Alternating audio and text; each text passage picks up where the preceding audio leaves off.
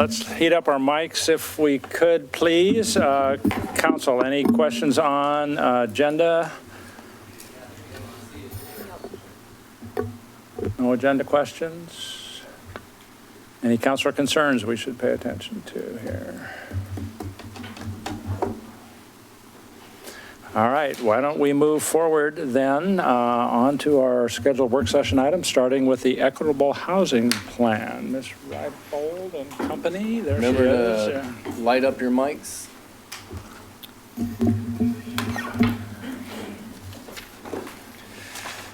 This would be more fun to light up Mike when Mr. Boloff was here. Enjoyed that? Yeah, just the top one and then the PowerPoint is the bottom. Oh, okay.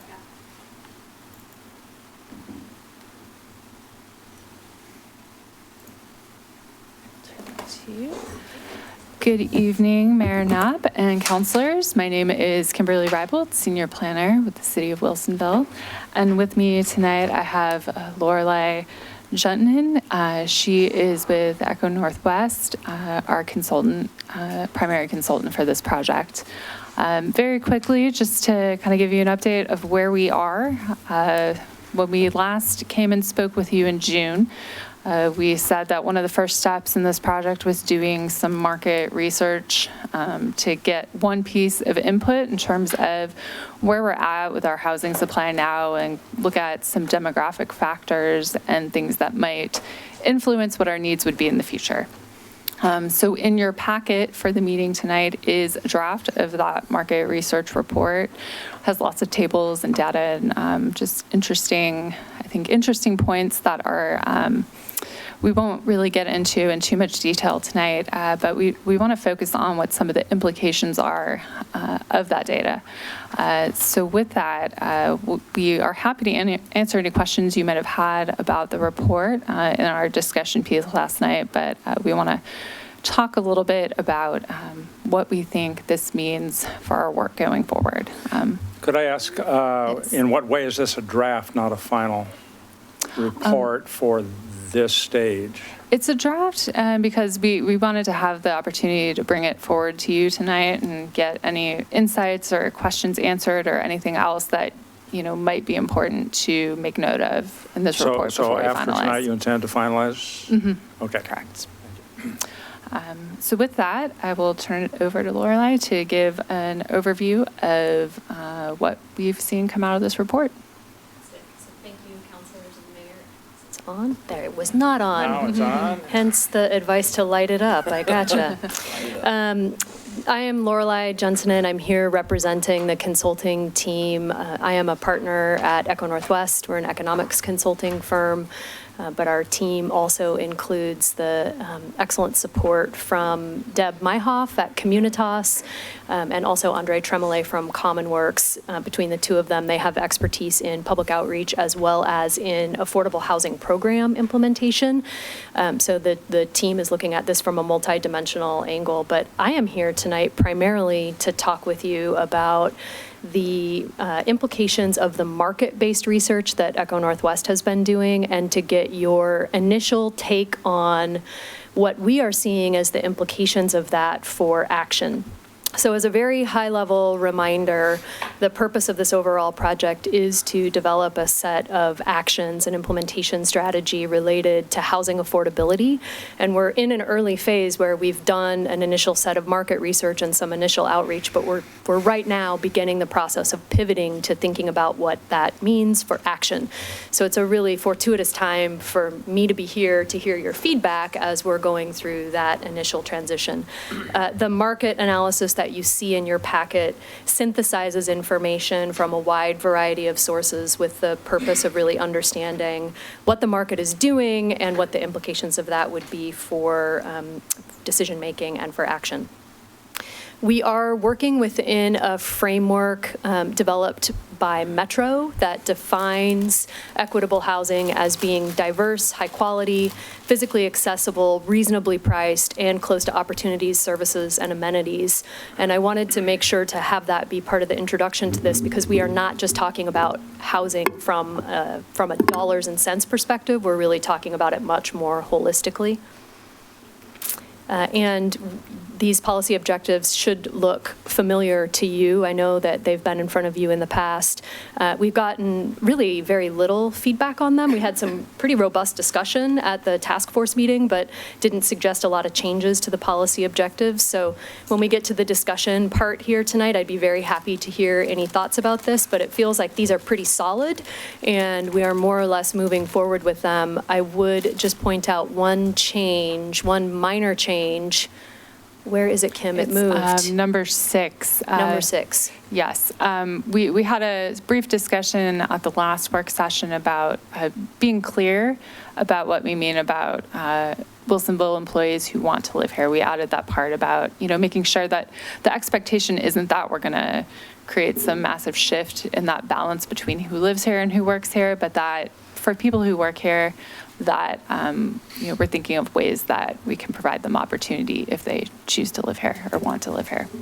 And these policy objectives do represent the full diversity of that metro definition of equitable housing, including the types of housing that are available, maintaining existing, and thinking about it in terms of displacement and pricing. Okay. So I'm going to jump right into thinking about what we have been learning through this process and what its implications are for action. And bring this forward to you just as food for thought and also to get your feedback on it as we start to categorize the kinds of actions that a city can take to improve housing affordability. There are a number of different dimensions on which you can act. You can focus on people and connecting people to resources, or you can focus on building. So actually creating more units. And within those categories, you can think about it in terms of how you're interacting with the existing units that are currently on the ground. And you can also think about it in terms of what that means for new units that you're going to be constructing. And a complete housing strategy would have actions in each of these 4 quadrants of this little 2x2 matrix.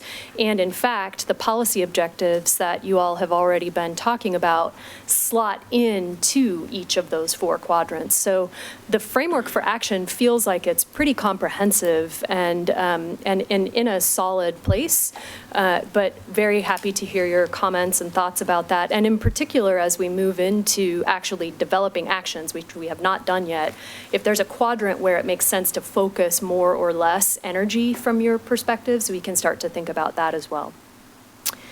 And then in terms of the implications of the market research that we've done to date and what that seems to start to suggest around the kinds of specific policies or steps that the city might take, this slide just brings forward a few of the key takeaways from our perspectives. And I will say that this draws from the market research and also from some of the initial outreach and interview work that we have been conducting.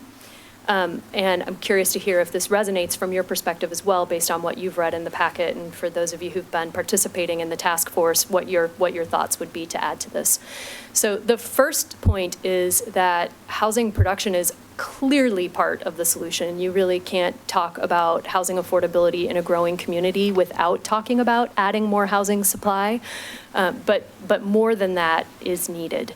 And primarily what that means is connecting people to the resources that are available to support them. Some of those might be city resources and programs you already have, but some of those might be from the state or from partner entities. So really leveraging the investments that have already been made to make sure that people are able to connect to resources. We have heard a big theme of focus on homeownership and also saw it very clearly in the data. You have a high percentage of renters, but you also have a relatively expensive housing stock and a lot of people who are at the lower to middle end of the income spectrum who just don't have access to homeownership. So connecting people to an opportunity to purchase a home is a really important step to take, and something that comes up out of the research. And then last but not least, tenant education and advocacy, so that people understand their rights and can operate within that framework effectively. The next key takeaway is that your current housing mix seems to match up pretty well with what we're seeing as the likely future demographic trends and needs for housing. You do have a really even housing mix right now in terms of multifamily, townhome, and single family, and in fact are doing a much better job than many others in the region on that. So, and that's thanks to all of the work across many, probably decades, to make sure that that happens. So kudos on that front. Maintaining that mix is going to mean continuing to think about how you incorporate multifamily along with single family, and many of the opportunities are in the town center as well as in Frog Pond. The next key takeaway is that we do see a gap in terms of availability of units that are affordable to those at the very lowest end of the income spectrum. You do have a large share of renters and a fairly limited supply of available subsidized, rent-regulated, rent-restricted units. So thinking about that gap implies additional partnerships with affordable housing developers. It implies thinking about land availability and also thinking about the resources that would be necessary to build new units. And then last but not least, and building on all of those other key takeaways and the implications, it suggests that without at least some additional dollars into the mix, it might be difficult to meet the need. And that, frankly, might even be a relatively small amount of public resource from the city could be used to leverage the resources that are available from affordable housing developers, from nonprofit partners, from the state and all of its programs and the recent legislative appropriations that they received, et cetera. But making sure that you have the staff support and the correctly targeted resources to really be able to move the needle and leverage those other resources. I would actually like to pause for just a moment at that point and let you all react to that, because that's a lot. I will reiterate that this is really preliminary. These are based on sort of what we're hearing to date and what's coming up out of the research. And now is an excellent time for you all to tell us, totally wrong track, start over, you missed this, make sure that you're thinking about this particular implication, or whatever else it is you think that we should be paying attention to. Well, I would like to start out, and I'm glad you paused here, because I read the report as drafted in considerable detail, and what I don't see in the key takeaways, the same way I did in reading the report, is the huge disparity between people wanting to move into home ownership, not necessarily in the subsidized venue, but the threshold cost of moving into any kind of home ownership, as I read the report, seemed to be a huge obstacle. And I mean, you talk in the third one there about those at the lowest end of the income spectrum. I'm just talking about middle-class people that are maturing or becoming a family and want to be able to move into home ownership. And I mean, if 400 or 450,000 is the threshold, then that threshold is too high for an awful lot of people. And so the question then becomes, what techniques do we have available to address that? But I feel like that's missing in this presentation and is a considerable factor. Okay. I mean, just to me. So, Councilor West. I had the honor to chair this task force, or I am chairing it. And it's been, I mean, the turnout and the group participation I thought was fantastic. And Kimberly, thank you for the work you did to help put all that together. And thank you for the report. There's a few really things that I think are, to point out that are great, is that we're already doing better than the rest of the state. So it's not just a regional issue, like we are already doing what they're trying to get to. The problem is that we're still unaffordable for many people. And the big elephant in the room for that is the urban growth boundary, and the policies around that create a supply and demand issue. So we're tinkering around the edges to try to deal with the issues that even the mayor brought up. But one thing I think that's important that speaks to my generation, I'm technically Gen X, just not quite a millennial, but my peer group and Kristen's peer group, I'm assuming, I guess, but it is her birthday tomorrow. Until tomorrow. Until tomorrow, yeah.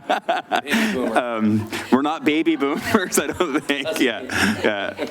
So I think This demographic of young people or people becoming young adult or going from young adult to like their most productive years in buying homes, there are some significant changes in our generations and what we look for and how we want to purchase a home. And I noticed here that middle-aged and millennials are going to make up an enormous part of the population within Wilsonville in the coming years when we start to decide future housing projects. And I just made some notes that I think super important that we consider as a council as we look at the type of concern, like how do we get them in, how do we get these people into houses, but what are their goals? What are they looking for?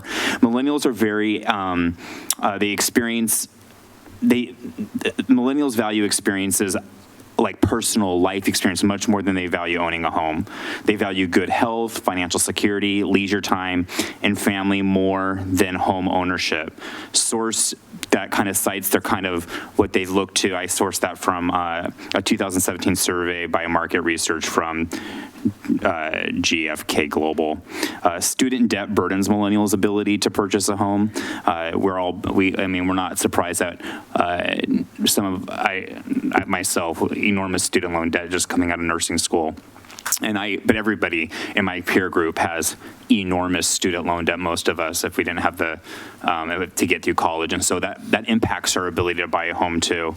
And just, I read an article about a young woman who was a millennial looking to buy a home in California, and she was very much focused on not having her fixed bills go above 30% of her monthly outgo. And so she was super conscious about like even having to move way out of the metro area to find somewhere that did not impact the leisure, the health and family that she wanted for her life.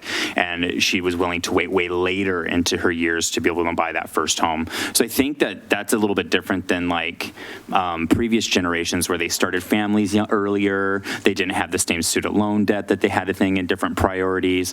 They didn't have the same technology, just a totally different time frame. And so I think that our demographics are shifting a little bit in how we plan for this. They don't necessarily want everybody doesn't necessarily want the big Villa Bois or the big homes that we offer here as much as maybe they would be happy with something that allows them to have more of that leisure time. So I thought that was a super interesting thing as I dug a little deeper in this report. We did talk about some different solutions in the task force meeting about things that like tax abatements, but that would be a temporary relief for homeowners, not for builders specifically, but that they would have the ability to have a discount for the first 10 years of purchasing the home, display the taxes on the land and not on the property taxes as the full weight. So we talked about that. We talked about people wanting to generational home. The other big demographic is the Latinx community I read in here.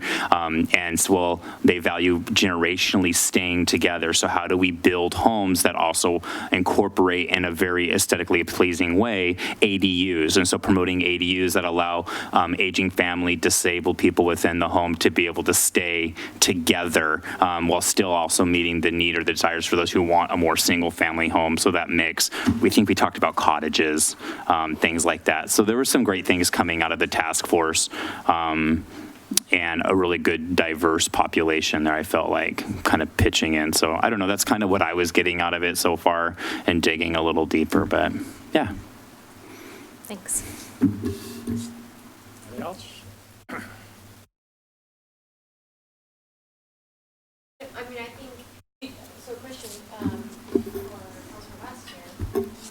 I'm off. Question for Councilor West. Do you feel, I myself would agree with some of these takeaways and the implication for action. Do you feel that they align with the conversation from the task force? Yeah, I do. Okay. Yeah, absolutely. I just want to make sure that your comments were. Yeah, I do feel, and I think there's some expression of this even from the builder group, that another issue that did come up, and I don't know how we tackle this, was SCDs, like how do we get around, but that's just one of many things that can create, like, why is it so expensive to build in some places and not in others, and kind of tackling kind of like what that meant and what that looked like. I think that one of the big was the UGB. Like, we have seen incomes grow slowly, but the affordable housing costs skyrocket up, right? So cost of housing has gone much higher than like the affordable housing, where in like the 50s and 60s, housing just kind of rose with like inflation and people's incomes rose too, and it was much more affordable to get into that first home. Well, now we're seeing like we we haven't seen the same increase in housing stock that we've needed to keep up with even our population growth. And some of that's by design, some of that's by how we decided to build and grow as a community and the choices that were made within the region. So now we're seeing kind of decades of that policy and the effect that comes in now. We're seeing like really expensive housing, and it's the millennial generation and next generations that are going to have to be burdened with that cost again, which keeps to be a common theme for our generation, is we're going to be burdened with all these future costs. So the type of way that we have planned has had a payoff, and now we're facing that. So now we're tinkering some of these edges to try to make it not as painful, I think, is where that's one of the things I think we got out of the task force too.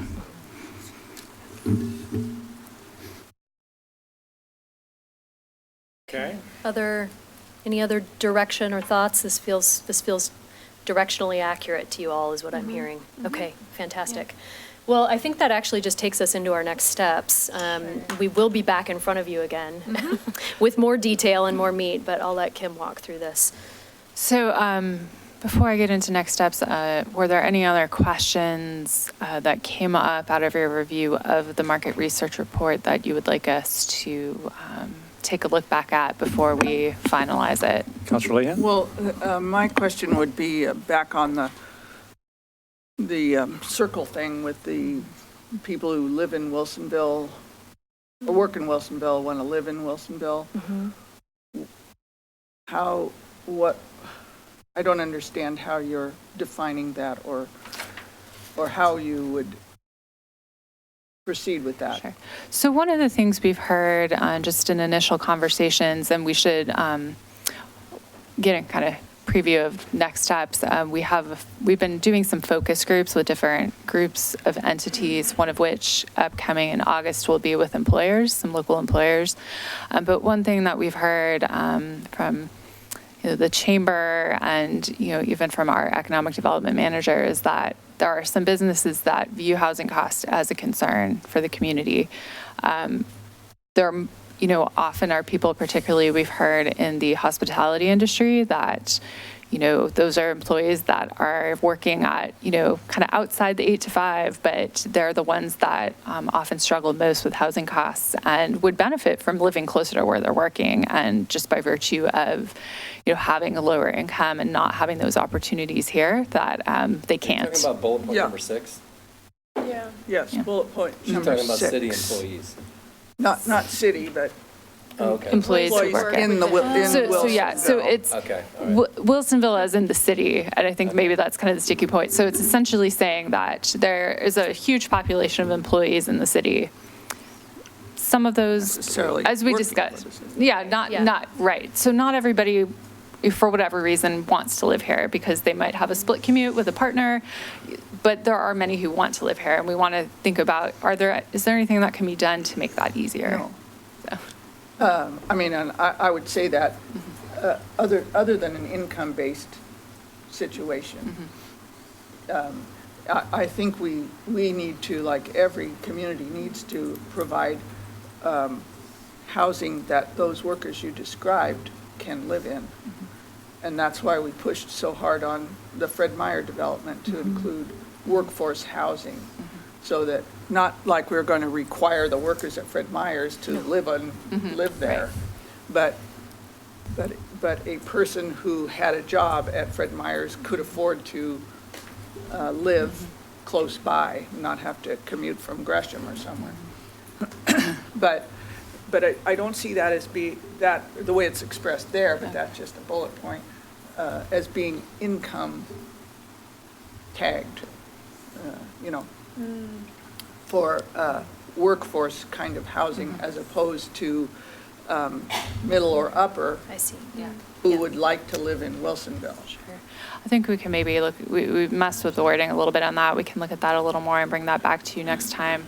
What we'll have next time too is the benefit of having had those conversations with employers too, which might give us, more information to draw from, to figure out who's affected. And I've made this comment before, but the thing is, for a middle-income family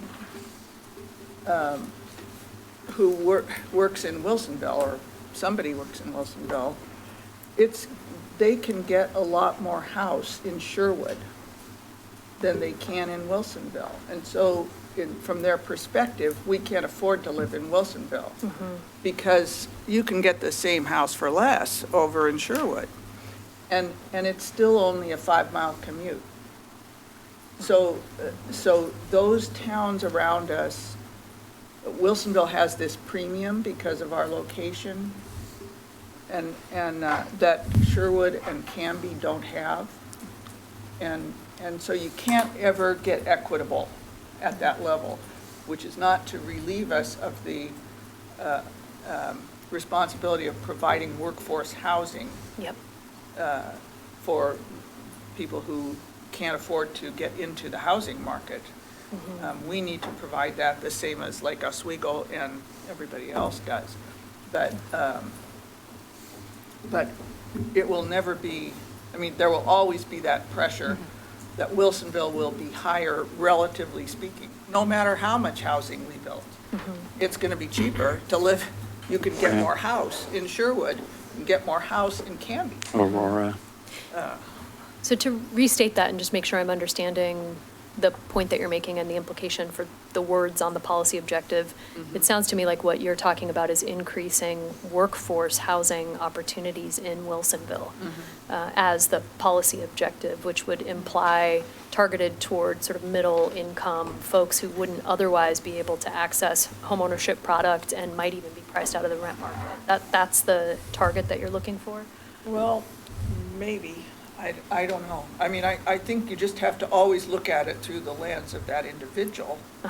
If they can afford a $300,000 house, they can get a lot bigger house just outside of town. I mean, just in a neighboring town than they can in this town. And that will always be the case. And so I just don't want to see us chasing that.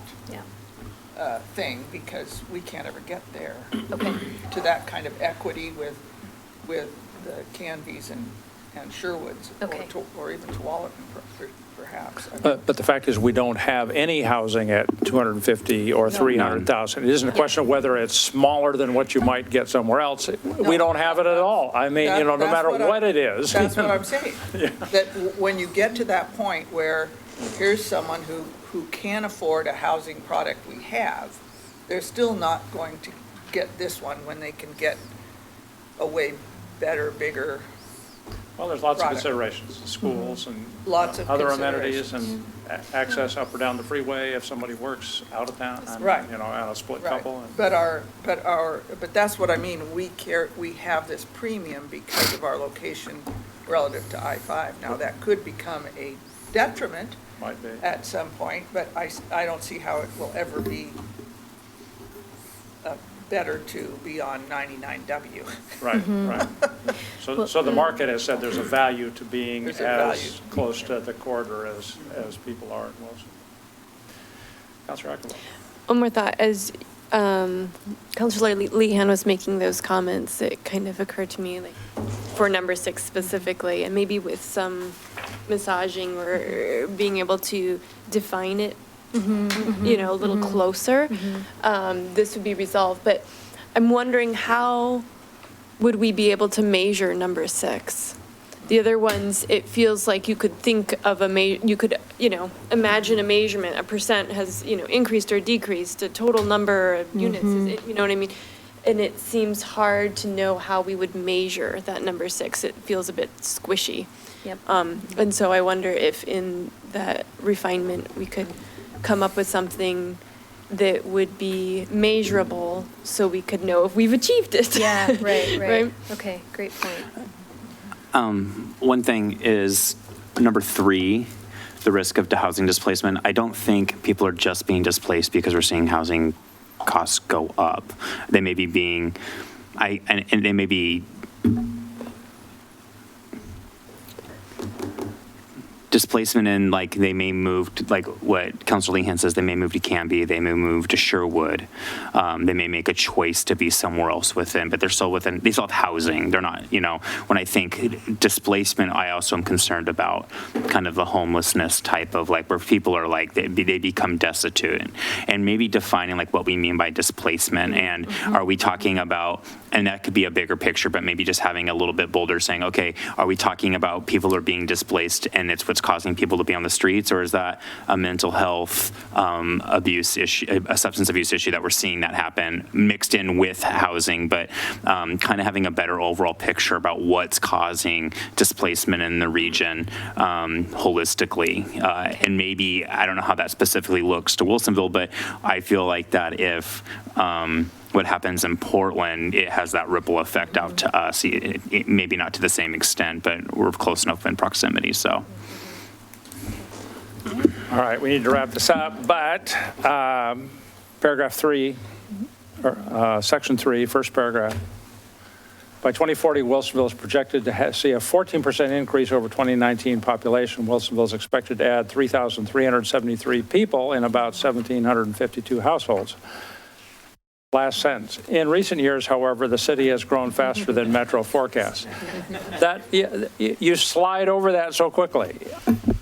For the last decade, we have grown twice as fast as Metro's model says we should. So it isn't just that we might grow by 3,000, we might grow by 6,000, or we might grow by 3,000 in the next 10 years instead of I think that we're minimizing the potential of this impact, and it seems to me we ought to somewhat raise the concern to a little higher level. Okay. That's Yes. good. And that was one of my initial comments too. We did, one thing to note is there's a footnote here that this was based on housing needs analysis work done for Clackamas County, which is based on the Metro forecast, which does not include the recently expanded UGB areas. So we know on one hand that's going to result in a higher number. Our experience with doubling the growth they said did not include Frog Right. Pond UGB either. And so that could be doubling plus. I mean, I think we can maybe add a little more statistical history to that to give it some that would teeth. be good to show how it's been somewhat stronger, and we're not seeing why it likely is going to back off anytime soon. Right. Okay. That's fair. All right. All right, so we will be back before you in October to give you an update on the rest of the outreach we've been doing right now. So in the meantime, we have a task force meeting coming up in early September, as well as a work session before the Planning Commission where we will allow for any sort of public comment that there might be just on some initial thoughts. So thank you.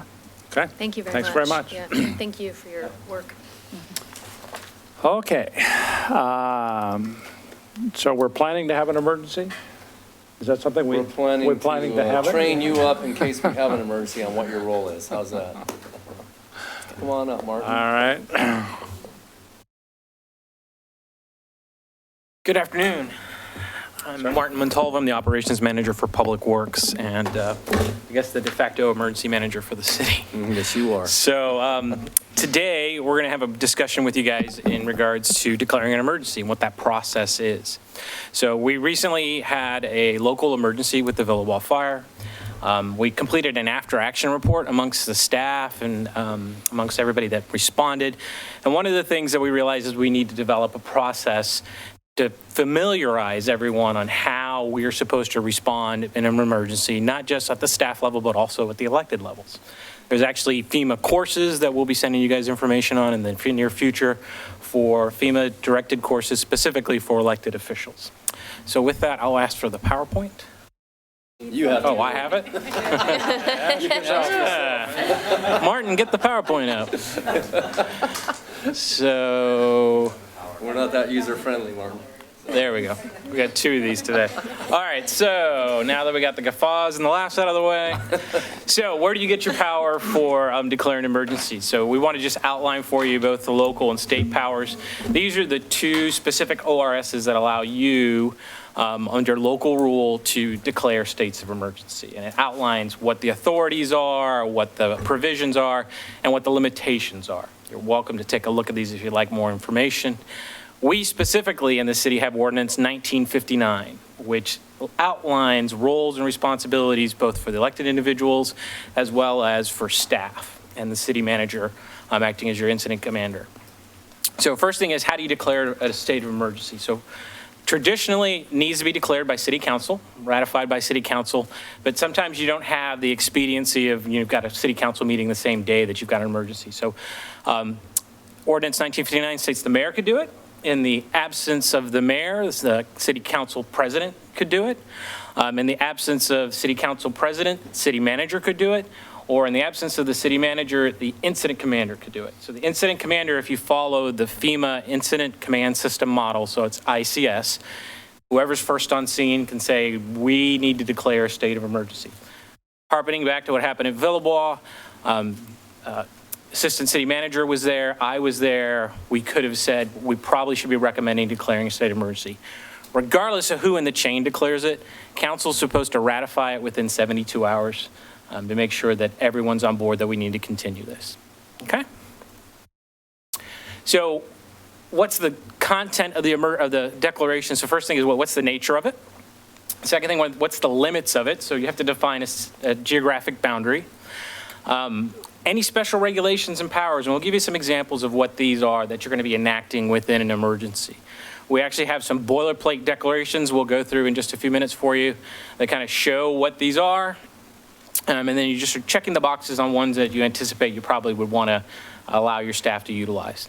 And then this last one, this isn't in the ORS, but this is from past experiences working with Clackamas County Emergency Management and the Office of Emergency Management at the state level. If you think you have the potential for expending your local resources and you're going to want mutual aid, you should include a statement within the declaration that you either have or plan to expend your local capability. And we'll go into more information on that in just a few minutes.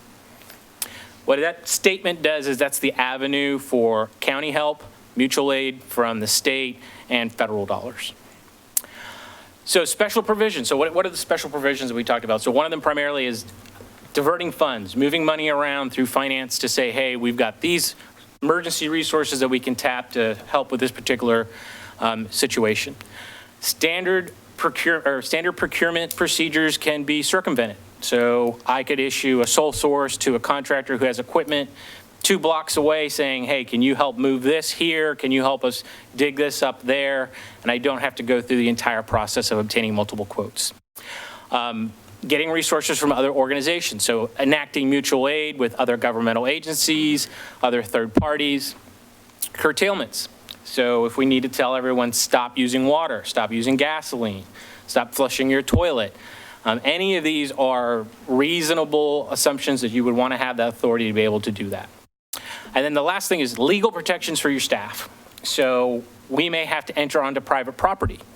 We may have to commandeer private property. Somebody has a backhoe 2 blocks away from where we've got a major, issue. I may walk up to them and say, can we use your piece of equipment? And then we reasonably compensate them on the back end. All of these are enumerated in the ordinance, and you would be giving staff to take on any of these powers. And then the last thing, and probably the most cautious, is order evacuations.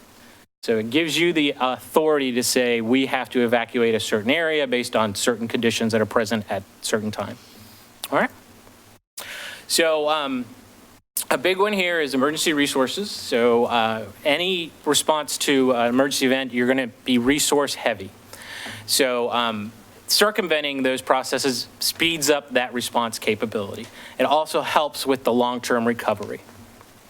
Anything that you go into with trying to circumvent some of those standard procurement procedures, you have to be prepared to compensate on the back end. So it's not just, hey, I'm going to take your backhoe, and thanks a lot. At the end of it, city will give you a certificate for, citizenship. So the next one is, what's the role of the council and the mayor in an emergency? So in Ordinance 1959, it specifically enumerates some of the expected roles for you as elected officials. So the first is formally declare the emergency. Receive and provide status updates to local businesses, media, residents. You'll be coordinating all that through whoever you've decided is the incident commander. and then also through your public information officer. The big thing with this is everyone needs to be on the same message, same talking points. Assess and securing coordinating volunteers. Now this one is very cautious. I have it in the slide because it's actually in the ordinance. The coordination of volunteers is probably one of the most complicated activities within an emergency response. Traditionally, it's not allocated to elected officials to take on that endeavor. It's in the ordinance, so I've included it, but I would let you know if we ever got to a situation where we needed to coordinate volunteers, it would be staff working with the county and more than likely the American Red Cross to do that endeavor. It is extremely time and resource onerous. The other thing is maintaining communications with other elected officials. So you would be our conduit to other municipalities, to the county, to the state or federal officials. Working with them to try and get whatever resources we would need. Realizing it could be a local event, it could be a regional event, and everyone's trying to get at the same pot of money or resources. And then the last thing is formally terminating the emergency. So emergency doesn't last forever. There has to be a point where you suspend those powers. It'd be a recommendation to staff that they would bring to you saying, we think we can terminate the emergency and we're going to go back to our standard operating procedures in recovery. So expanding events. So unfortunately, no emergency is ever just simple. It's going to start, it's going to end. There's a clear and cut timeline of how things end. So these powers allow you to keep updating and making amendments to the original declaration based on whether the event is expanding or whether the event is decreasing. So some of the things that you would do in an expanding event is, so initially you may not have decided we're going to enact a curfew. We're not going to suspend some of these procurement measures. So you can come in and amend your declaration at any time. Other things that you have to decide on is everything in Clackamas County, and we predominantly for emergency management work with Clackamas County despite sitting in 2 different counties. We talk to both, but we use Clackamas as our resource to the state and to federal dollars. So anything you do, you're working with Clackamas County step and step. When the fire was going on, we had Clackamas County on the phone the next day telling them, this is what's going on, this is what we're doing. They're talking to us about what available options they have at the county level. When you request mutual aid or when you request assistance from the county to the state to the federal government, you are not abdicating responsibility, okay? Just because FEMA rolls into town to say, we're going to help you with all of this, we've got all these resources, every emergency is a local emergency, and the expectation is the local agency deals with it with additional resources that are brought in from those partner agencies, okay? So how does it work as an event expands? So first you start at the local level, dealing with the city council and staff. Then from there, you advance your directives to the county level. You say, Clackamas County, we need help. We need mutual aid. We're expanding on the nature of this event. Can you please provide whatever county resources are available? Clackamas County will either provide county resources and stop it at that point, or they'll declare it up to the state level, pass it on to the Office of Emergency Management. Governor's office reviews it, and then they decide whether they can handle it at the state level or whether they have to transition it to the federal level. So, actual case study. I was working for the city of Oregon City when they had a landslide about 4 years ago.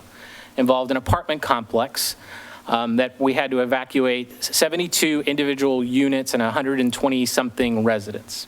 That started as a local emergency, expanded to the county level. County provided some resources, expanded to the state level. State did not declare a state of emergency, but expanded it to the federal level. FEMA then expanded it at the federal level, declared a state of emergency for the state of Oregon because we had a significant regional rainfall. And the city was able to get back 80% of the $160,000 that we expended on that response. So that's how the system works, is you're starting locally, expanding up the chain of command, hoping that it's getting approval, moving up through the levels with the final intent of somebody helping you carry the burden of the financial impact. So when you declare an emergency, we like to fall into what we call the FLOP system, which is designated positions within your incident command structure. So you have the finance, which is the F and flop. Finance is basically making sure nobody's overexpending. What's your burn rate? How long can you sustain at the current tempo of operations? Logistics is coordinating resources, getting you what people say you think you need, validating whether the cost that you're spending is consistent with the finance models projected. Planning is looking forward in their crystal ball, and they're saying, I'm planning for the next 24 hours ahead. What is operations going to need 24 hours from now? And operations is actually doing the work, doing real-time work, feeding back to everyone else saying, I'm still operating under the assumptions in the model that we projected for the current 24-hour period. And then overseeing all of this is command. So that would be the incident commander. For the city, it's Delora or Gina serving as the incident commander in most situations. So time limits for emergency. So you have to declare how long is this going to go on. If you declare a state of emergency, there's a requirement for you to stipulate in there it's going to be for X amount of days based on the assumptions that we've been given by staff. If you don't declare a statement of, it expires by Thursday at 6 o'clock, the assumption under the ORS is you got 72 hours. If it's going to extend beyond 72 hours, you have to do an amendment to the declaration. Okay? And that's it. So in your packet, you actually have a copy of a emergency declaration, and I don't have it here on the screen, I don't believe. Yeah. So this was a declaration that we put together for a recent emergency management exercise that we did. And I'll just talk you through it. It gives you the general information as to what's going on. You don't need to be overly verbose. It's just we're experiencing an emergency, general location, vicinity of, and what you think the potential impact is going to be to your community. The next section is the current situation conditions. Again, saying, well, what we're experiencing. You can put in some statements in there of anticipated impacts, not just actual impacts that you're experiencing at that time. So if you think we may have to declare evacuations within the next 72 hours, you can include that in there, even though you may not actually move to that level. Okay? The next thing is the geographic boundary that I mentioned earlier. And the last thing is the powers that you are authorizing staff to utilize. And this is where you need to make sure that you're crystal balling to the best of everyone's abilities to what you really think staff is going to need. I can tell you off the top of my head from past experience, there's a few powers in here that will, on default, I'm going to check the box on. So some of those are going to be redirect emergency funds. Okay? Suspend standard procurement procedures. Everyone that you see checked is something you probably will see as a default in most instances. Implement mutual aid. Turn off water and gas, not necessarily. In this scenario that we did for the pipeline exercise that we participated in, that was needed. Restrict, regulate, prohibit vehicular traffic for vehicular and pedestrian traffic. If you're expecting impacts to the road, then yes. Enter or pass through private property. Evacuate persons, establish a curfew, prohibit, limit durations of persons may gather, prohibit possessions of weapons and firearms, prohibit and restrict gasoline sales, curtail, suspend commercial activity, prohibit the sale of alcoholic beverages, and then order such measures as are found and necessary to protection of life, property, infrastructure, and the environment, and recovery from the emergency. That's also one of the default ones you'll probably almost always see. Then the last things are requesting a mutual aid, and then the statement I mentioned earlier that the city expects to expend its resources within the near future. That's a little caveat that OEM likes to see so that they can justify sending down state resources. So this would be voted on and then signed by the mayor, passed on to city recorder, and then provided over to county OEM. That's my presentation. Do you have any questions? Councilor Ackervall. So in this example one, is there, because you spoke specifically about needing to. No statement of time limit. Exactly. Yeah, this would default to the 72 hours. Okay. Like, a lot could happen in 72 hours, people might be very busy. Is there benefit to projecting beyond You know what I It's mean? To really- give yourself a cushion, because I would imagine in a true emergency, 72 hours is going to dissolve like that. It's really a case-by-case situation. For this exercise, we needed it for 2 days for the duration of the exercise. Okay. So we just defaulted to the standard 72. If it was something in the situation for the landslide at Oregon City, Yeah. the city council enacted it for 7 days. Okay. And then they had a scheduled city council meeting an hour Within that prior to period. the expiration date. Exactly. To Okay. meet with staff and say, and now we're extending it for X amount of days. Yeah. Yeah.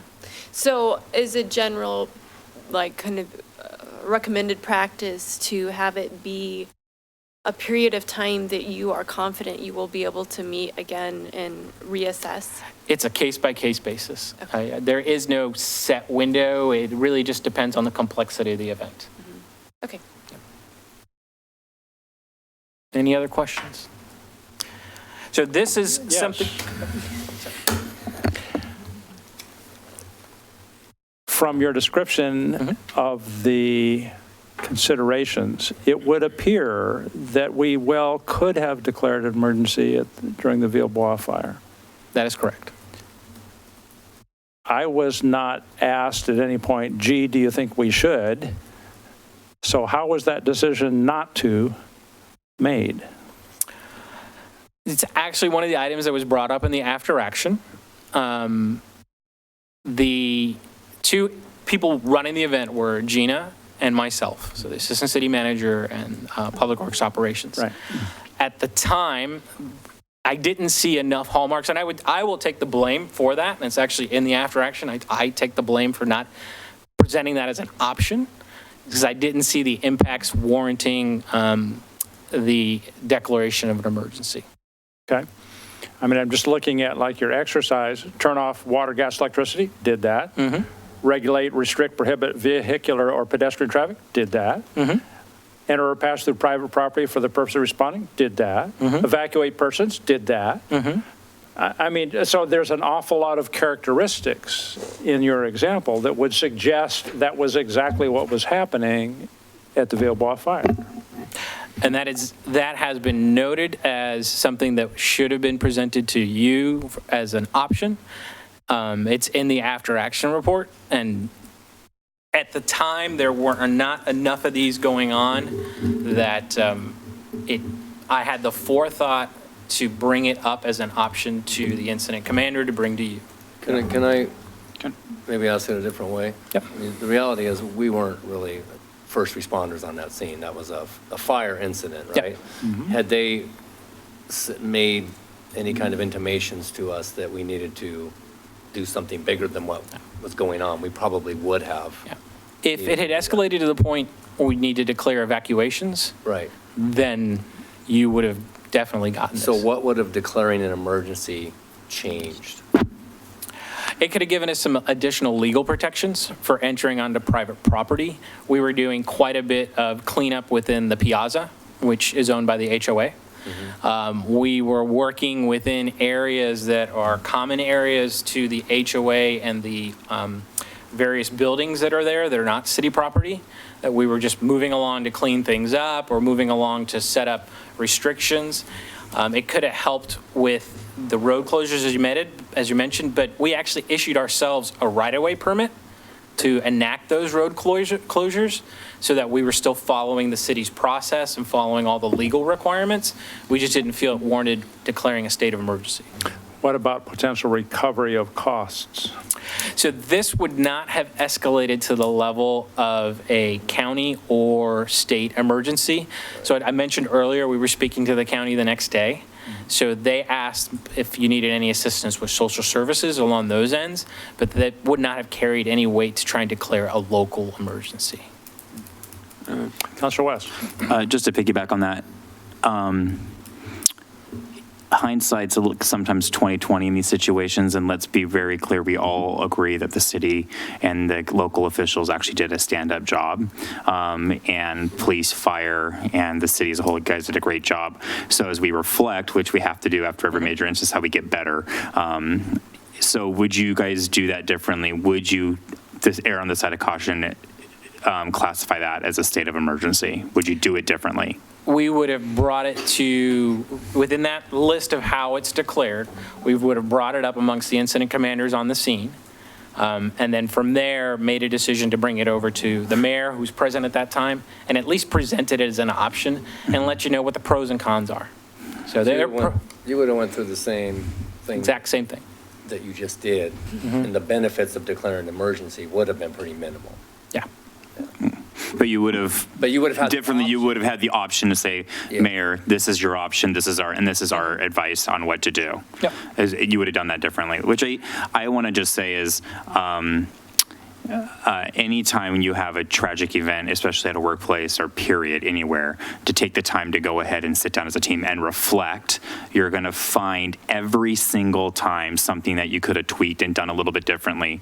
When I have a patient code and we have a trauma response, we sit down as a medical team and we do it with every single issue, and there's no matter how stellar and superstar everyone is, we can always find something. And I'm glad that you guys were able to find something that would have made us even better than if this unfortunately would happen again. So. Well, the direct reason why we're here this evening is the after action report said this is something we should have brought up as an option.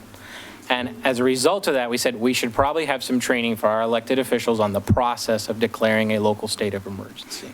Yeah, So thank we you. learn from every experience, and this is one of the things we learned. We should do this for you guys. And I was going to mention earlier, in my past jurisdictions, every time we have a change in council membership, we do this all over again as soon as they get in, if not in a work session setting, one-on-one with the new council person to make them aware. This is something you should know about. So you'll be doing this again in September for one individual. I will sit down one-to-one with that individual and save you all the hassle. And I would just like for the council and the public to know that I was on scene, and Gina, brought me up there, and Martin was there, and we talked about the response protocols that were happening and what was happening. And I did not sense there was any lack of clear direction going on or appropriate steps being taken. So I didn't feel the need to ask any more pointed questions, and certainly valued the expertise of the staff on the scene at that point, as well as the emergency responders, and thought it was well in hand. But We can always do better. yeah. All right. Thank you for your time. I think Thanks I'm very your much. Next Won't be the item. last Staying time. huh? right there. Yeah. So let's talk LED Schedule lighting. For the switch. Do you want to? All right. So I know this is a topic that's dear and near to the mayor's heart, so I will try and go through this for everyone as helpful as I can be. So let's do a little background on lighting, street lighting in particular, and get everybody up to speed on some of the nomenclature, and then we'll go into some options for transitioning the city's existing street lighting system into an LED energy efficient system. So the first thing is this, just nomenclature. We have 3 different options under the PGE lighting program for how the city provides street lighting. So the first is what they call option A, which means PGE owns the light. In most cases, they also own the pole. Those are 2 different assets. And then PGE maintains that.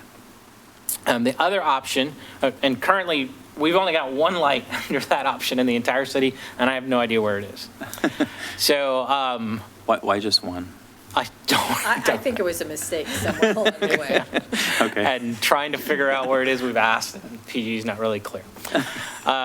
Option B is, and this is predominantly the major model for the city, is city owns it. We own the light, we own the pole, but PGE maintains it for us. And by maintenance, this is just standard maintenance. So a light goes out, they'll go out and maintain that, we'll put it back on. If a light gets catastrophically damaged, we have to pay for that. That's a separate maintenance cost. It's not covered underneath the option B tariff. So we've got about 1,400 roadway lights that are option B. So those are the big Cobra heads, and I'll show you some pictures of those. And then we've got about another 1,400 residential lights. Then lastly, we have option C. So that's city owns it, city maintains it. It's not a very popular option because, frankly, city's not in the lighting business.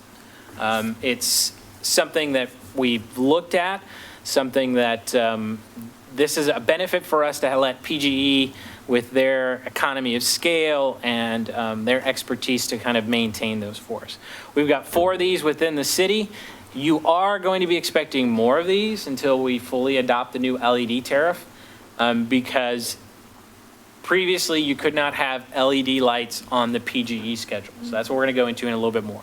There's going to be 37 of these option Cs that are coming on board. Actually, we just got an email that the meter was installed last week associated with Frog Pond.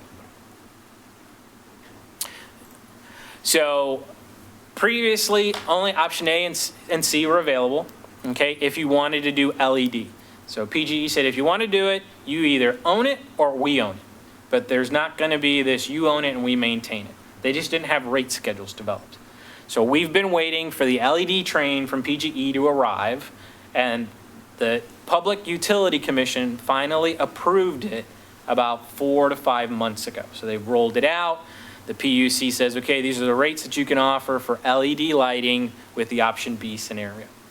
Other things, so previously you couldn't mix and match. You either had to own the light and the pole, or they had to own the light and the pole. Cost-wise, and I won't go into too much detail about it, but now you can mix and match that. So you can say, we want to own the light, we want to own the pole, we want you to own the light. So it also gives you a little flexibility in terms of ownership and some of the cost associated with the street lighting system. Alternatives for the street lights and some of the options that are available now is this is what's referred to as the Cobra head light. This is predominantly what you see in the city over collectors and arterial roads. So the new sections of Beckman by Graham's Ferry Road, these are the Cobra lights that you see out there, just a slightly different color. These are what we refer to as the shoebox style. So this is what we kind of have over in several of the municipal parking lots. These are all LED options. So like the Cobra head you showed is not the Cobra head we mostly have yet. We mostly have the old style Cobra head. HPS. Right. So, okay. Yep. Just so everybody. They look very similar, except the HPS has a big bulbing light here. Yeah. This is what the LED Cobra will look like. Yeah. And this is the actual model that we will more than likely be transitioning to. So this is the shoebox style that you also see on major roadways. Charbonneau. I'm sorry, ma'am? Oh, sorry. Is this quite a bit thinner than Yes. the shoebox? Yeah, okay. Yeah. What you don't get is a good scale of size. That Yeah. Cobra head, it's about the size of this table. Yeah. So they're pretty big, but they're 30 feet off the ground, so you don't really get a sense of scale. Town and country. So this is what you see in a lot of the residential areas. Actually, we have several of these just across the street to the north of the operations center. Sir? Are the LEDs up in that little cap? Good catch. So yeah, the LEDs are mounted up here inside of the cap, and you'll see there's no glass here. So one of the big issues with LED is if you want to remain dark sky compliant, and the city has an initiative to stay dark sky compliant, you choose to eliminate the glass, because what this causes is refraction and then starts bleeding light in multiple directions, and it isn't as efficient.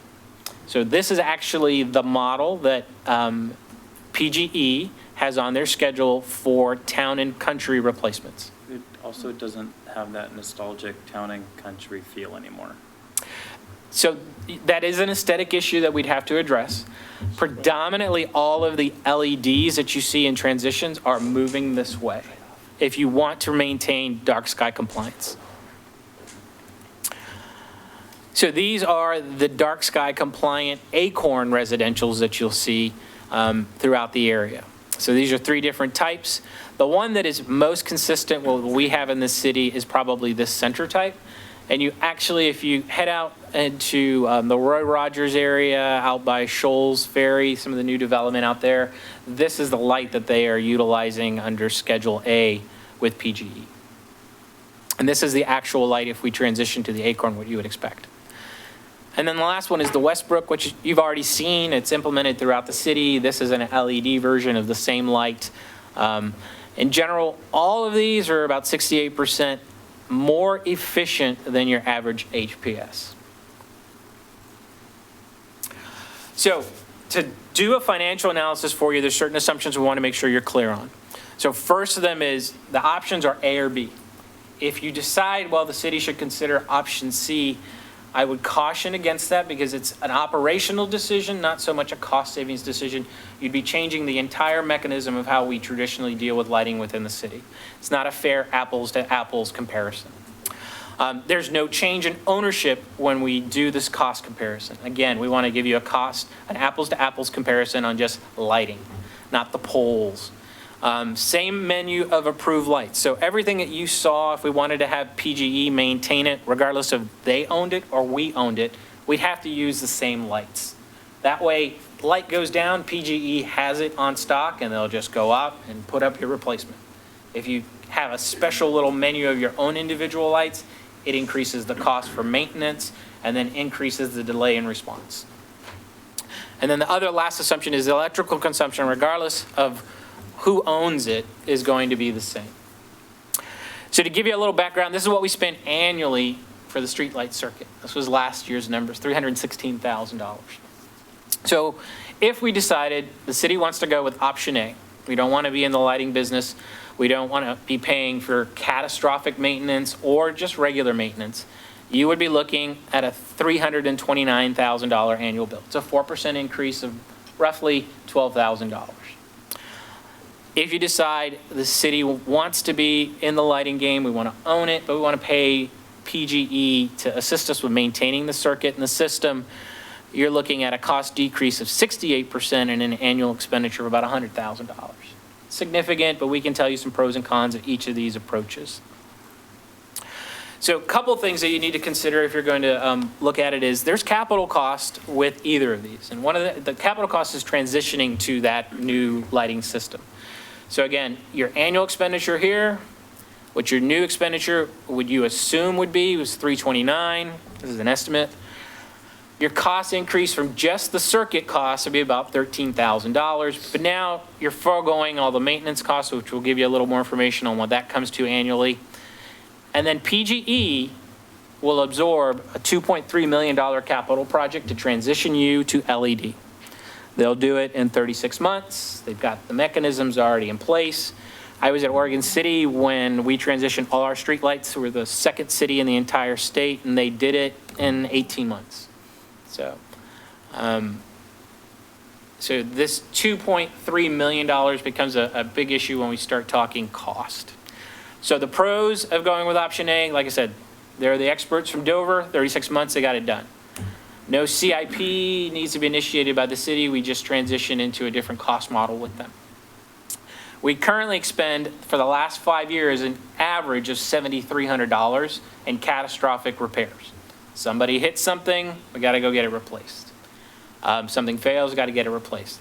The other big thing that with this cost model is second generational upgrades. So right now we're in generation 1.5 of LEDs. The projections from everyone that we talk to in the lighting industry is the 68% reduction that you're seeing in energy consumption now, that'll be halved in another 10 years, but it'll be a different generation of lights. So if PGE owned and maintained the lights as any of these second generation upgrades become available and they're maintaining them, something needs to be replaced, something needs to be relamped, they'll start integrating the second generation LEDs into the system, okay? Cons, you've got an increased tariff cost. You're going to pay about $13,000 a year more, and then you're into a long-term commitment with PGE for them owning and maintaining all your streetlights. Model B, 316 annual, 101,000 annual expenditure, a decrease of 214. You're also going to carry the $7,200 of annual catastrophic maintenance, and then you're going to have to implement a $2.5 million capital project. It was $2.3 million for PGE to do it because they've got the economy of scale and existing contracts in place that we do not. We'd have to hire some experts to help us on this. We'd have to figure out a financing plan, which has some potential financing cost. And then we'd have to dedicate staff to oversee this project that would actually take about 3 years to implement. So we're estimating, and we ground truth this with a couple other experts and some other communities, is about a 10% increase over what it would take PGE to do. Again, it's an estimate. So the pros of option B. So lower tariff costs, you're saving some money, potential long-term savings over the service life. And when I show you a graph here in a minute, I'll explain to you what I mean by potential long-term savings. The cons, you've got to initiate a whole new capital project for the conversion of the CIPs. Your conversion cost is going to be higher than what it would take PGE to do it. They've already got the resources in place. It's just setting up another project code. It would take us in several different steps to get there. Longer conversion time. PGE, 18 to 24 months. We're estimating 36 months for us to implement complete with everything. You've lost your maintenance costs are catastrophic. And then there is no long-term replacement plan for 20 years. So 20 years out, you want to take advantage of these second generational upgrades, then you'll have to go through a whole new capital program to get them implemented service-wide. You could still do the onesie twosies that PGE does as something gets relamped. You'll ask them, oh, put in that second generation LED. But to do a wholesale service-wide, you have to do another capital program. So what's the break even on this? So assuming all the assumptions hold true, then you're looking at about 14 years for the, oops, let me back up. 14 years for the break even on the LED. You're going to have a large capital cost on year one, and then you're going to be taking the savings that you're going to be accumulating for each of those years of, decreasing your tariff costs, and then using that to pay down your initial investment into the system. At 14 years, you're going to about break even. At 20 years, you'll see an increase, you'll see a profit, or a savings, I should say, of a little over $500,000. So that's how you could help, seed the second generation. Now, I'd mentioned there's an assumption of savings in the long term. So the assumption is you get a 20-year lifespan from year zero on these lights. And you have to be able to implement the light transition within a relatively quick time frame. The longer that it takes you to implement that savings pushes this curve to the end of the service life of the product. And if it takes longer than 20 years to pay off this debt, then it's not a good, sound financial investment. So this is why we think you need to implement a capital project to initiate these rather than, oh, we'll do it little by little over the next 20 years. So just what I mentioned earlier, 20-year analysis says that that's the lifespan of the LEDs. You're looking at a savings of $207 from the HPSs. Net surplus of about $594 after the 20 years, but this does not include financing. So this graph that I presented to you does not include the financing cost for that CIP. So I can tell you where we're going with next steps. So we have a surplus within the street lighting fund that was put in there deliberately for trying to seed the LED transition. So it's close to $1 million. So that can be used to spearhead this project from the onset. But if you want to get it done in 36 months, then you may have to consider financing. We have meetings scheduled with, well, assuming that council isn't supportive of this, we have meetings scheduled with the finance team to talk about what are some options for financing this to present to you at a later date. The next thing from that is presenting an RFQ from some of our consultants that are in the lighting business that do know the expertise to help us develop an RFP to put out to the street. So the RFQ would be the consultant. We have a meeting next Thursday to actually meet with one of our on-call consultants to give us more information. Then put out an RFP for capital construction out to the street in 90 to 120 days. Feasibly, construction, breaking it up into two phases, we think we could do the roadway lighting within 18 months. And I would recommend breaking it up, focusing on the roadway lighting, because the transition to LED for some individuals can be a little harsh. And if you move that out into residential right away, not giving people some time to acclimate and notice the differences, you'll get some pushback from the community. But if you put it on the roadways first, your arterials, collectors, they can transition in that, and then we can work our way into the residential areas. So we've used our time, and we have not had any chance for council to ask questions, and I'm not clear what you're asking of council at this point in time tonight. He's asking this, does this process look good to you? Yeah. But we'll have some extra time, Mayor, because we don't need to do E. You already talked about that. And the other one's not going to take 15 minutes, I don't believe, Bill. All right. There are considerations that I don't know if you don't know, or you certainly weren't here for. A decade ago, we decided to buy the poles from PGE so we wouldn't rent them month by month by month for the last decade. And council made that as a conscious choice. And I think that's been a good deal for the city in the last decade. So to say we need to go back to renting the poles from PGE. No. This proposal takes the poles out. This Right, is the strictly poles we own, talking about we continue to lights. own. This is all lighting. Yep, that's why we get All that right, mix so and that's max that's the option. mix, all right. Yeah.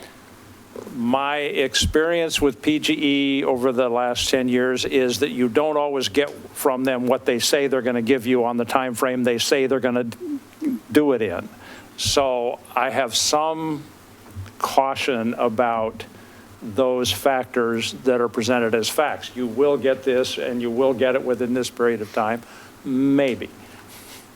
Well, this is us doing the project. This one is, yeah, the other one is not, yeah. Well, but his experience in Oregon City was, it took 18 months, not 36. And there's a lot more geographical, well, I don't know if there's a lot more geographical area, but a lot more challenges in the, 13.2 square miles. yeah, so Yeah. there's more.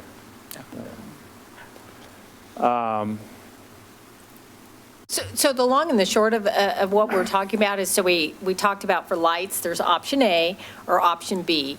And as we are going through it, it appears that really option B is the better choice for the city of Wilsonville for the lights.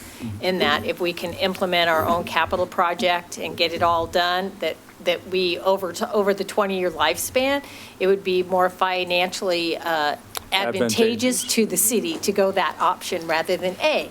That doesn't mean that we couldn't turn our lights over to PGE. Yeah. This is kind of a mild recommendation to go with option B. Yes. The other thing that I heard you say was that if we took longer or if we implemented piecemeal and did not implement, that we'd be closer to the 20-year timeframe. To me, it sounds like if it takes you 3 years before you implement, then the lifespan is 23 years out, not 17 years out That's from what I that third thought. year. I don't understand that. No, we're talking about 3 years completely phasing in new LED. So going away from high-pressure sodium to LED within 3 years, with a recommendation to start with the roadways to get people acclimated. Right, so some would be done the first year, some would be done second year. All the roadways would be done in 18 months, and then residential would be done 18 months after that, under this recommendation. And the 20 years is the expected lifespan of any one light. That's is the 20 book years. lifespan. Do we see that in every product? No. Do we see longer in some? Yes. Okay, so, Yeah. But It's on average. Yeah. am I right, Mayor, what you're saying is that at 3 years, you lose a ton of your curve sorry, I don't know if you guys can hear me, for breaking even. Is I that, think it also extends it on the other end. because though. it starts it at 1, but you haven't installed like maybe a third of the lights. The curve, I believe the way you presented this is that the curve represents a 3-year phase-in for a complete. It does. It does, okay. So the thing is you're not going to really start seeing that savings unless you start doing a bigger capital project and getting that lump savings up front to start paying down your debt service. If you extend that longer, the savings to pay down your debt service versus the interest that you would potentially be paying doesn't offset itself. So that's why we had to set that 20-year assumption for return on investment. And some of this needs further refinement. The real question is option A or option B. Yeah. Where's option A of this? Option A is the PGE. Oh, I know, but. Do we have the same? Break even graph? We don't have that for them because we don't know how their cost structure is and their contracts and how that's broken out. So option A is, go to the Yep. phase. So option A is basically from the day we sign the agreement with them, we will start paying the $27,000 a month. yeah, $27,000 a month forever. Well, it won't be $27,000 flat out. It will be as lights are transitioned to LED, then you would be paying the new Schedule The new A tariff. for that light. Right. All right, It let's would- say after By 3 light years. After 3 years. After 3 years, we'd you be would be paying paying that. $27,000 per month. Unless they've had increases in 36 months. Correct, yeah, because if the tariff changes. Tariff changes, If the tariff it probably changes, won't go that is down. correct. It'll, Yeah. yeah.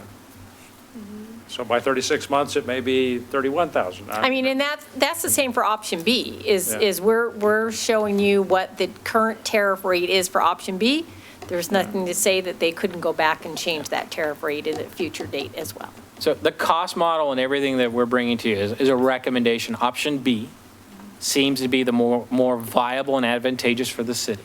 So what With the- happens at year 20? So at year 20, you're hoping that the lights are making it past their expected lifespan. And then as they're failing anywhere along this way, you're going to get relamping from PGE under the option B schedule that we have right now. So they're just going to be replacing it type for type. Your hope is that generation 2 of the LEDs are out by then, and then that's what they're putting into their rotation. And then you're getting additional savings from that generation 2. And they'll probably be charging us a premium for the option, for the generation 2. I don't know at this point. So option A gives us less control and large monthly costs that aren't fixed. And option B gives us more control and an upfront expenditure, but we already have some of that. So I'll back up. 10 years ago, the council already said, we don't want to give PG that much power. We want to have more control. And they basically did an option B-ish, correct? And so we're presented with this again, but we still have realized that this issue would come up and we have money set aside to help with this a little bit. You said like $1 million, right? We have a utility fee for streetlights. We have a street light fee that we collect every month. Okay. And that's for pole replacement and. Exactly. That is to pay the current cost to operate and maintain, as well as being able to put away a little bit more money each year to be able to do projects. Okay. And then we'll have an additional potential, like 20 years from now, you said at least potentially $500,000. $500,000 to see the next. So we're preparing for the future and taking control in our own hands locally. My only one, I mean, I think option B sounds much better than option A personally. But my other thing is I see pushback, and I bristled just a little bit, and I know it's not the greenest thing, but sometimes you want your neighborhood to look a certain way and aesthetics matter, and you're used to a certain look because it's been that way for, well, since there have been certain styles of lights and lamps out there and and it just doesn't look, So one of the it doesn't things- look very good compared to what's there we're- now. As we're going forward is we're looking at 3,000 Kelvin color lights, which is more towards the amber. Okay. Back when they first started doing conversions, they were more in the 4,000, which are the more. Is it that blue, bright, yeah. It's a Yes. white light. And this council has talked about Yeah. that. I remember that, yeah. Decision on The other that, thing, yeah. though, is to remind the council that we have this project that we're calling our pilot project, and it is going to switch out all the lights along Town Center Loop itself. The pilot project itself is to determine whether or not we want to put controllers on top of our lights, and that's a whole different conversation. But so there will be an opportunity coming up here this fall where we will be putting in LED lights. And this will be a good location because it backs up against residential as well as commercial. So this will Okay. kind of warm people up to the idea of these new So when you're converted lights. anticipating neighborhood pushback, that's for the color, the brightness, or the style of the fixture? All of it? I would say it was mostly the color. I mean. You still think even at 3,000, it's, It'll be different than the high-pressure sodiums. So It will be. what's actually constructed in Frog Pond is the 3,000 Kelvin light Yes. that we have spec'd in this program. So you'll see what the color, the temperature of the light Yeah. looks like compared to some of the older generation LED, which are 4,000. Now, in terms of community pushback, we could expect to hear some concerns about the tone of the light, the temperature, globless versus, glass. Yeah, the no glass looks just like a weird like bird cage thing. It just looks odd. It doesn't So look right. There's some give and takes for all of those. There's an aesthetic issue, there's other considerations, but then you also have to, do we want to be a dark sky compliant community? and It is hard to achieve that when you have a globe. The brightness is the same? Yes. The brightness, the lumen levels are relatively the same to what you would have now. And then the other thing that Dora alluded to with the controllers in this pilot project, with all of these, we have the ability that we don't have now to add controllers. And then we can go out and manually adjust lights uniquely For the to brightness. the situation. Okay. Oh. All We gotta right, break it up. stop. Okay. Sorry. Can I say quick? Yeah, yeah. Quickly, So quick. yeah. Okay, one thought in advance of possibly getting community pushback. I wonder if it would be a good idea to put something in Boone's Ferry Messenger, kind of celebrating the very positive things that this would bring and the Have you read this month's, explaining. Oh, I'm Yeah, it's behind in on my there. reading. Okay, there you Okay, Great good. idea, we did. Great. Thank Thank you. you. Come on up, Bill.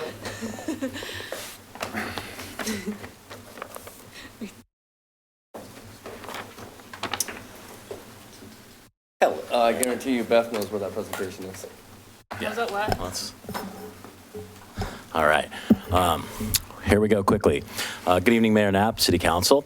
I'm Bill Evans, Communications and Marketing Manager with Beth Wolf at Miranda Bateshell to quickly discuss a collaboration we've been working on to develop a community engagement tool for the city of Wilsonville called, as you can see, Let's Talk Wilsonville.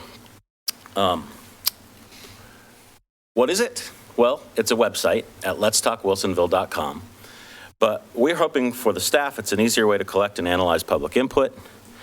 And for the community, it's a virtual city hall that's open 24 hours a day that lets people come to one place conveniently to engage with the city on projects of interest to them. Why? The biggest reason is that our current website, while a wonderful information source, is not designed for two-way communication. The one space that really is designed for two-way communication is social media. Not always a safe space.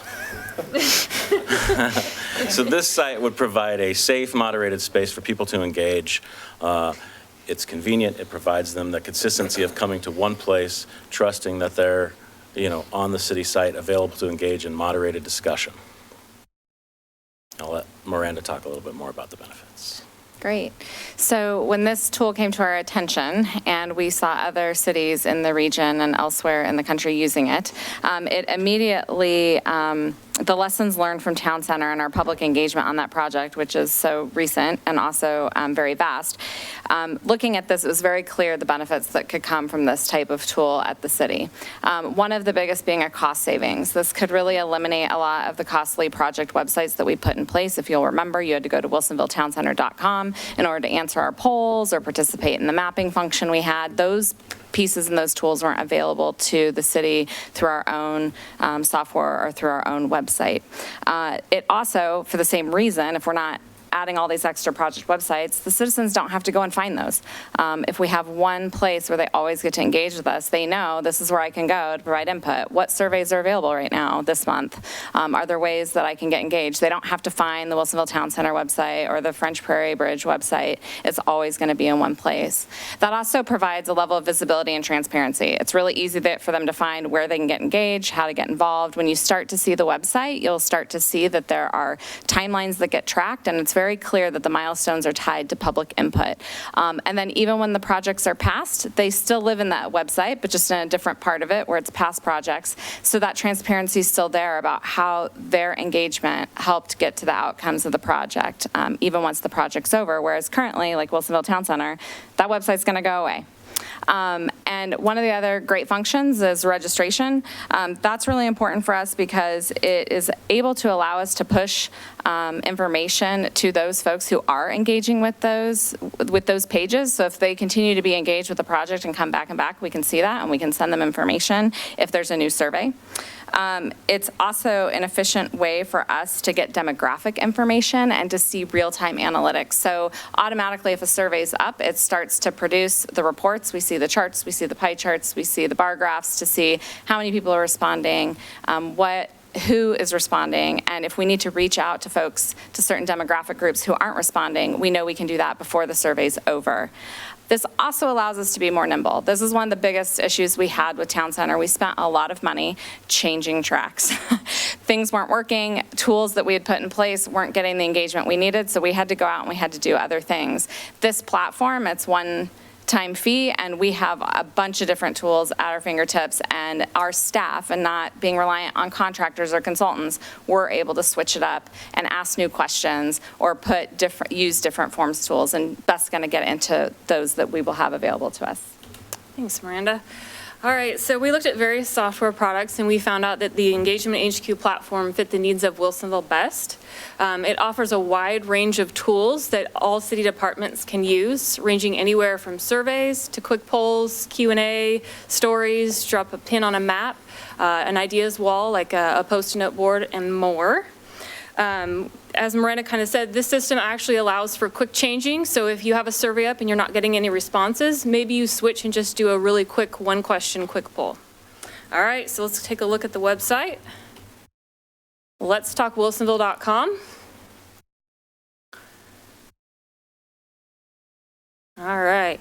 So as you can see, this is going to be a website where it has all the community engagement in one-stop shop for you. So everything that the city's engaging on will be here. The homepage is going to have all these graphical tiles of whatever projects are currently being engaged with.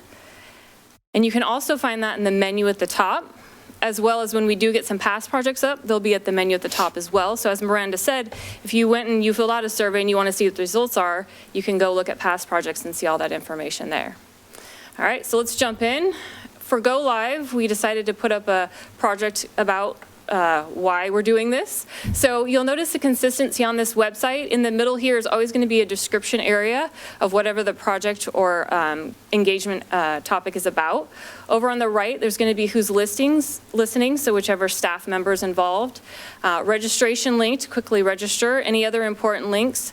And then down here at the bottom are going to be where the tools are at. So this is, places you love around Wilsonville. You drop a pin on the map, you tell us why you love that place, you add a photo.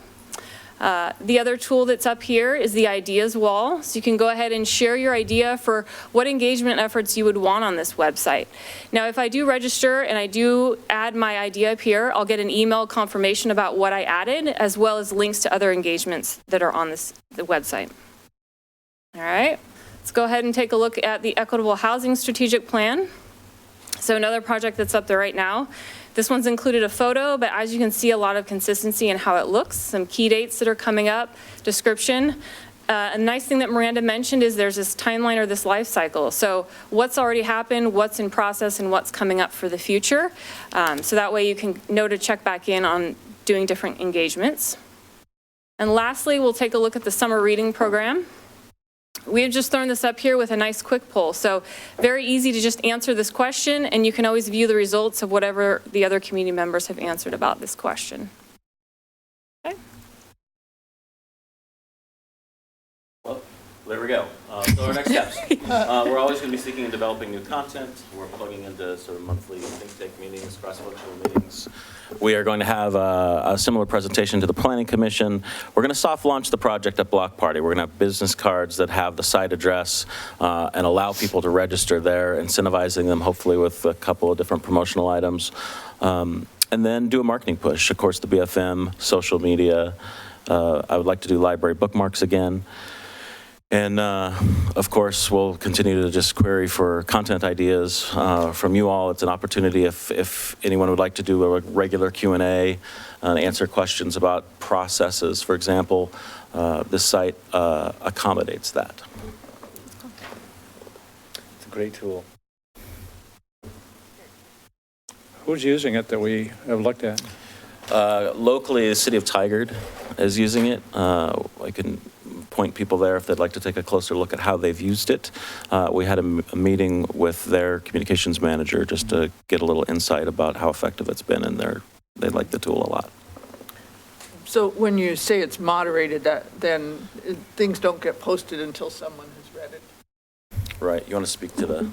Yeah, so there's some rule moderation to obviously get out profanities and stuff like that, but the company that hosts this website also moderates the site. And so there are certain parts of the tools where us as staff members, whoever on the project, will get an email and say, someone has posted this story, we get to look it over before we actually accept it, and it goes live on the site. Now the quick poll that you saw, that one was live instantly but it's really just answering the question, so. If there are comments that are inappropriate and for some reason cannot be posted, when you register, there's something that informs you of essentially the decorum of the website, the etiquette. So if you break the etiquette, then there's a nice email that goes to you that just says, hey, we just want to remind you of the etiquette of the website. We invite you back to participate with these rules.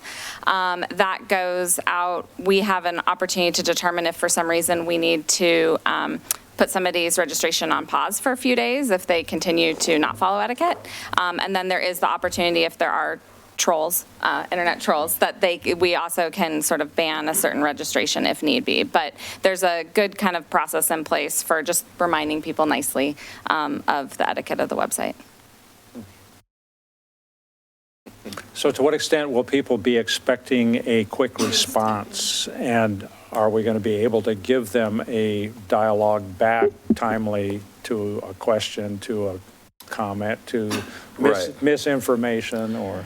When that tool is used, some are just people posting, others are sort of Q&A formats. When that tool is used, that is a question and answer, the project managers will understand that there's a window, and I think we can say within 24 to 48 hours or 2 business days, they would get a response. Staff will be able to handle that. Could end up being quite a bit of. You could definitely use this for like, what rumors have you heard? Yeah. I mean, I think of the site that's currently the Noodles and the Chipotle. I don't know how many times before that got filled that I got emails and calls saying, why is the city going to allow, what's the name of that club in Tualatin? Thank you, the Jiggles. Seriously. The rumor forever was that we were going to allow Jiggles to relocate from Tualatin to that site there. One of the other cities does use the Q&A to be a Mythbusters. Yeah, that's a good one. idea. Other cities use, the police departments use it to help ID people of interest. So they can post a picture of someone, say, do you know this person? So the applications are pretty widespread. Yes. Is the traffic complaint link going to be there? Because I had to refer a citizen to that this week, and it just took me a minute to still kind of find it on the website. It's not hard to find, but you have to dig a little bit. Would something like that be easy to communicate the traffic stuff? That's just something we get a lot of. I feel like you know the answer to that. I'm going to send you the friendly URL that you could use for that too, to get you there quicker. But I think if we were to do that, it would be up as a project, and there would be kind of a reason as to, are we inquiring about where you see, congestion or whatever, and put maybe pins on the map, use that tool, but probably not permanently up there. So, but I'll help you with We that. need to wrap. We're due at a meeting. Our public awaits. So it's saying block party at 8:15. I thought it was the 22nd, but maybe I'm wrong. It's on it's on our calendars as the 22nd, but that's okay. I can come on the 15th too. But I noticed, for instance, like the library survey, right, didn't have any responses. Do you want us to respond before the 15th then? Because there's nothing more kind of than coming and not having anything going. You know what I mean? We want it to look more lively before. Registration, so that would be Yeah. a real quick one. Send us so we can at least have a smattering of, votes, so it feels lively before anybody steps their foot in. Yeah. Okay, let's call adjourn at 7:03. Thank you, staff, very much. That looks exciting. The 15th. Okay, that's okay.